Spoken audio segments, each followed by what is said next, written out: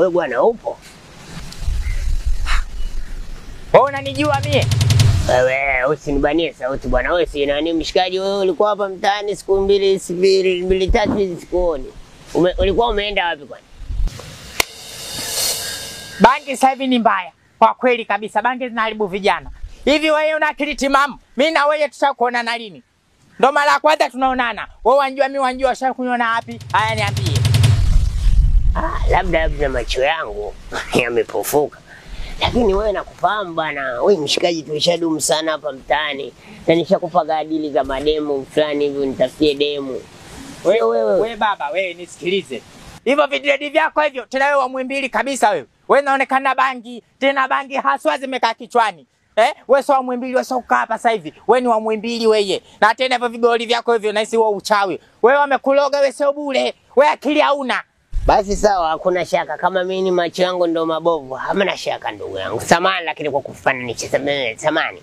I'm sorry for kwa kufananisha na mpumbavu mmoja. Sababu hata wewe wenyewe ambaye ulikuwa namtazamia kuwa ni wewe, ni mjinga tu kama wewe. Kwa hiyo samahani kwa kufananisha na mpumbavu mwenzako I'm sorry.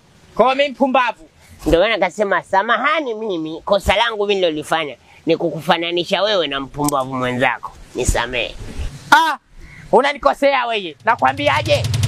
Unanikosea ngo kufungie vizuri nsuri. Nitakutoabusha siku nyingine usirudie tena. Ukiniona kamdomo punguza kamdomo. Umenielewa Nenda wapi kwa hiyo?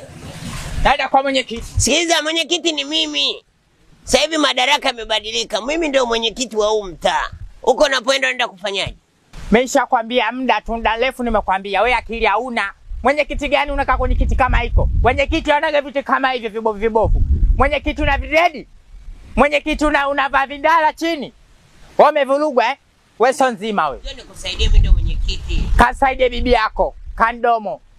Mwenyekiti gani una kandomo? Punguza kandomo yako. Sikiliza wewe mpemba feki, mpemba mavi. Mimi ndio mwenyekiti. Kwenda huko. Na bangi. Amini.